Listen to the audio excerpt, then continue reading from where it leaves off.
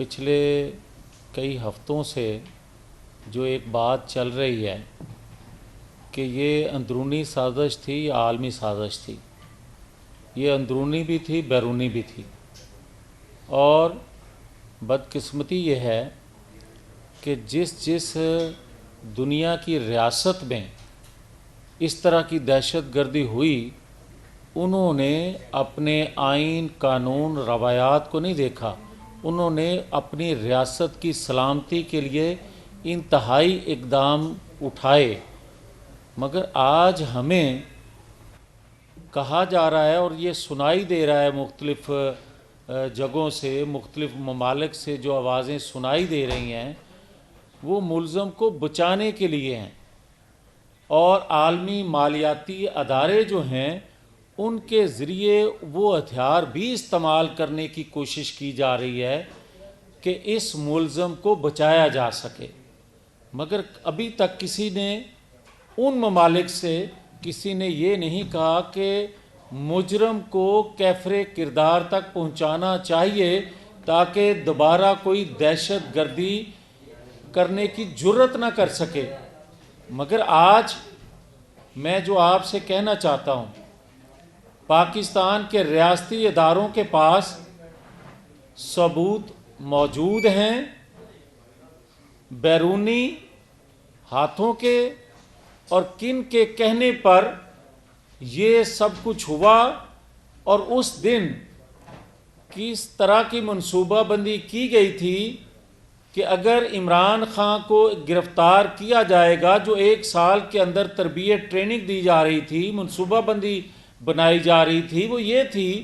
کہ جس دن اس کو گرفتار کیا جائے گا ان تنصیبات کو ٹارگٹ کیا جائے گا۔ اور کیا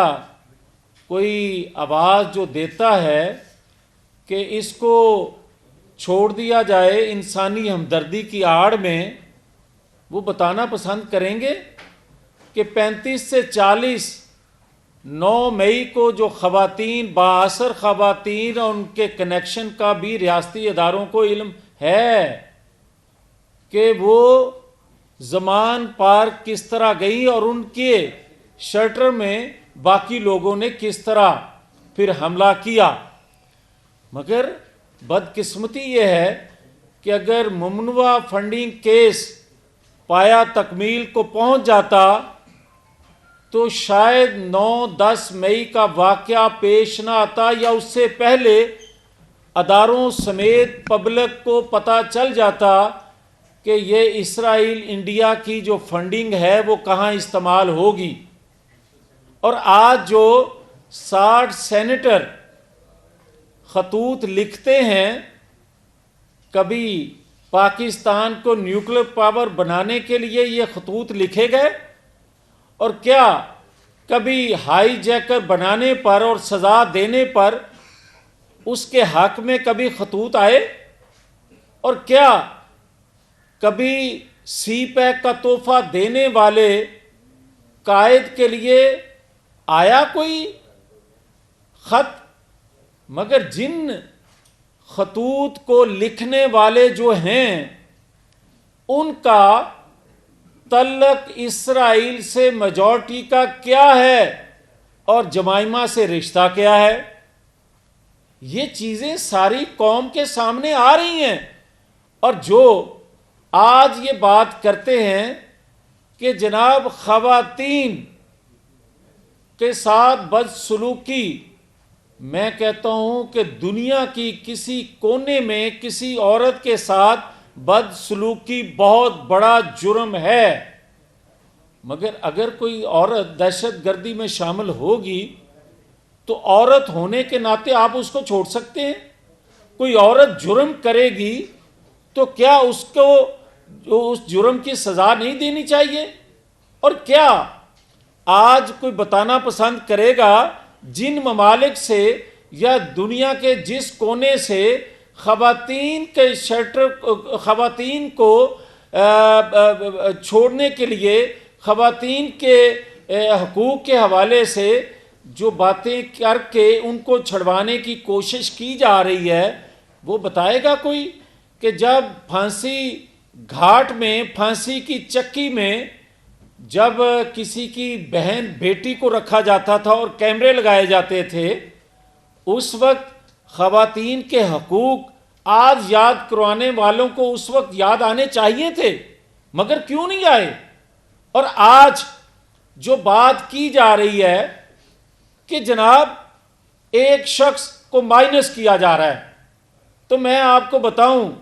نواز شریف نے 93 کے بعد 6 الیکشن لڑے ہیں، اور 6 میں سے 3 میں نواز شریف کو مائنس کرنے کی منصوبہ بندی تھی، کوشش کرتے رہے، مگر وہ الیکشن لڑ پائے، اور لڑنے کے بعد کامیاب ہونے کے بعد بھی وہ سازش جاری رہی، اور 3 الیکشن میں تو ان کو الیکشن لڑنے کی اجازت ہی نہیں دی۔ کیا اس وقت کسی نے آواز اٹھائی؟ اور کیا وہ انسان یا وہ کسی جماعت کے قائد نہیں تھے؟ اور کیا اس وقت یہ جو آج باتیں اٹھ رہی ہیں، یہ اس وقت کیوں نہ کی گئیں اور آج تک اس کو تو انصاف نہیں ملا؟ اور جب سارے کردار بے نقاب ہو چکے ہیں، آج تو جناب سابق چیف جسٹس کے بیٹے کو بھی یہ سہولت حاصل ہے کہ اس کی آڈیو منظر عام پر آنے کے بعد پارلیمان کی کمیٹی اگر اس کو بلائے تو اس کو بھی وقت کے قاضی تحفظ دے دیتے ہیں کہ یہ، اور تو پھر مجھے کوئی بتائے کہ جو حاضر سروس ہیں جن کی آڈیو آ رہی ہے ان پہ ہاتھ پہنچنے سے پہلے جل جائیں گے ہاتھ؟ تو اگر سابق چیف کے بیٹے کو ہاتھ نہیں ڈالا جا سکتا، اس کے جرم کی پاداش میں انویسٹیگیشن نہیں کی جا سکتی، تو پھر حاضر سروس کے لیے کیا پیمانہ ہے؟ اور پھر مجھے کہنے کی یہ اجازت دے دیں کہ آج بھی اگر 9-10 مئی کے کرداروں کو آپ نہیں پکڑ پا رہے، ان کے جو ماسٹر مائنڈ ہیں ان تک رسائی نہیں ہے، تو پھر یہ یقین سے کہا جا سکتا ہے کہ آج بھی 2017 کے جو کردار تھے وہ بڑی تعداد میں آج بھی اس کے لیے سہولت کاری کر رہے ہیں۔ اور اگر یہ سہولت کاری ہے تو پھر میں یہ بڑے دکھی دل سے کہہ رہا ہوں کہ اگر 9-10 مئی کے ماسٹر مائنڈ جو ہیں، جو ڈیزائنر ہیں، ان کو نہ پکڑ کر کیفر کردار تک پہنچایا گیا، تو خدا نہ خواستہ 9-10 مئی سے بڑا سانحہ پاکستان کے اندر ہو سکتا ہے۔ اگر اس سے بچنا ہے تو پھر 9-10 مئی کے کرداروں کو کیفر کردار تک پہنچانا پڑے گا۔ اور میں یہ عرض کر دوں کہ ریاستی اداروں کے پاس تو تمام شواہد موجود ہیں بیرونی ان قوتوں کے جو پاکستان کو کمزور کرنا چاہتی ہیں، جو پاکستان کو دفاعی لحاظ سے ناقابل تسخیر نہیں دیکھنا چاہتی تھیں، اور انہوں نے جس شخص نے، جس لیڈر نے ایٹمی دھماکے کر کے پاکستان کو ناقابل تسخیر بنایا، اس کو عبرت کا نشان بنانے کی پوری کوشش کی ہمارے اداروں میں بیٹھے لوگوں کے ساتھ مل کے، مگر جب وہ ایک نئے جذبے اور پرانے زخموں پہ مٹی ڈال کر آگے آیا، دوبارہ اس نے اقتدار سنبھالا، دوبارہ پاکستان کی معیشت کا پہیہ تیز رفتار سے چلانے کی کوشش کرنے کے لیے سی پیک کا تحفہ دیا آپ کو، تو پھر سی پیک مخالف قوتیں کون سی تھیں اور کن کی خواہش پر ہمارے ریاستی اداروں میں بیٹھے لوگوں نے سہولت کاری کی؟ اور اس کو چاہیے تو یہ تھا کہ ساری زندگی آنے والی نسلیں بھی اس محسن کو یاد رکھتی جس نے اپنی تکلیفوں کو بلا کر پاکستان کے لیے ایک بڑا قدم اٹھایا، مگر اس کو تاحیات نااہل کر دیا گیا۔ اور آج تک آڈیو ویڈیو ہزاروں ثبوت آنے کے باوجود کہا جا رہا ہے کہ آڈیو پر یقین نہیں ہے۔ تو جسٹس ملک قیوم کی آڈیو پہ کیوں یقین آ گیا تھا؟ تو جسٹس قیوم ملک کے ساتھ جو ہوا اور اس کا ریلیف کیوں دیا گیا تھا؟ اور آج کیونکہ میرے ساتھ ہو رہا ہے اس لیے آڈیو ٹھیک ہوگی نہیں ہوگی مجھے کوئی یقین نہیں ہے۔ اگر آڈیو ویڈیو پر بھی یقین نہیں ہے اور کہا جاتا ہے کہ یہ بناتا کون ہے، یہ ریکارڈنگ کون کرتا ہے، تو میں آج بڑے وضاحت سے یہ بات کہنا چاہتا ہوں کہ ریاستی اداروں کے انٹیلیجنس جو ونگ ہوتے ہیں ان کا کام یہ ہوتا ہے کہ وہ ریاست مخالف منصوبہ بندی کرنے والوں کو جانچیں، دیکھیں، مانیٹر کریں۔ تو مجھے یہ کوئی بتائے کہ اگر ریاستی اداروں میں بیٹھے وقت کے قاضی ان کو اگر کوئی ڈکٹیٹ کر رہا ہوگا، اگر جنرل فیض وقت کے قاضی کے پاس جا کر یہ کہے گا کہ یہ فیصلہ دو گے تو 2 سال کی محنت ضائع چلی جائے گی، تو اس پہ از خود نوٹس کیوں نہیں لیا جاتا؟ از خود نوٹس آپ جب چاہو لے لیتے ہو اور غیر ضروری چیزوں پہ لے لیتے ہو، کئی ماہ اس پہ بحث ہوتی ہے، وقت ضائع کیا جاتا ہے، مگر جو پاکستان کی فیوچر کا مسئلہ ہے، جو پاکستان کی بقا کا مسئلہ ہے، جو پاکستان کی سلامتی کا مسئلہ ہے، جو پاکستان کے اندر عدل کا مسئلہ ہے، جو پاکستان کی معیشت کا مسئلہ ہے، جو آنے والی نسلوں کے اعتماد کا مسئلہ ہے، آپ اس کو 8 سال ہونے کو ہیں، اس پہ از خود نوٹس لینے کا آپ کے پاس وقت نہیں ہے۔ اور پھر مجھے یہ کوئی بتائے کہ جب آپ کیا اے پی ایس کے اور دیکھیں ریاست پہ لوگ قربان ہوتے آئے ہیں، بہت بڑا سانحہ تھا اے پی ایس کا، مگر ہمارے بچوں نے اپنے آنے والے فیوچر کے لیے، پاکستان کے دفاع کے لیے جو اتنی بڑی قربانی دی اور قوم کو یکجا کر دیا، کیا ان کے ماسٹر مائنڈ جو تھے سرحد پار سے بھی ہم نے ان کو ٹارگٹ نشانہ نہیں کیا، نشانہ بنایا نہیں؟ اور ہمیں اس پر فخر ہے کہ ہم نے ان کو کیفر کردار تک ہمارے اداروں نے پہنچایا۔ او بھائی 9-10 مئی کا ماسٹر مائنڈ تو پاکستان میں ہے، آپ اس پہ ہاتھ کیوں نہیں ڈال پا رہے؟ یہ قوم کو بتانا پڑے گا۔ اور کون سی قوتیں آج اس تک رسائی حاصل نہیں کرنے دیتی؟ کون اس کے پیچھے ہے؟ اور اگر ریاستی اداروں کے پاس جو کچھ ثبوت ہیں، اب تو یہ وقت کا وہ تعین کریں گے، یہ ان کی ثوابدید ہے کہ کب وہ پبلک چیزوں کو کرتے ہیں۔ مگر میں یہ عرض کر دوں، پارلیمان اس کو پبلک کرے گی، پارلیمان کے اندر وہ تمام چیزیں ڈسکس ہوں گی جو تانے بانے پاکستان مخالف قوتوں کے ساتھ جا کر ملتے ہیں، اور 9-10 مئی کو جو بڑے ایک سکیل پہ پاکستان کو خدا نخواستہ راکھ کا ڈیر بنانے کی منصوبہ بندی تھی، اور اس کے نتیجے میں جہاں جہاں سے جو بغاوت ہونی تھی اور جہاں جہاں سے جو کچھ لکھا جانا تھا، وہ سارا کچھ لوگوں نے لکھنا شروع کیا ہے، کچھ کالم نویسوں نے اس پہ بات کرنا شروع کی ہے، مگر سارا کچا چٹھا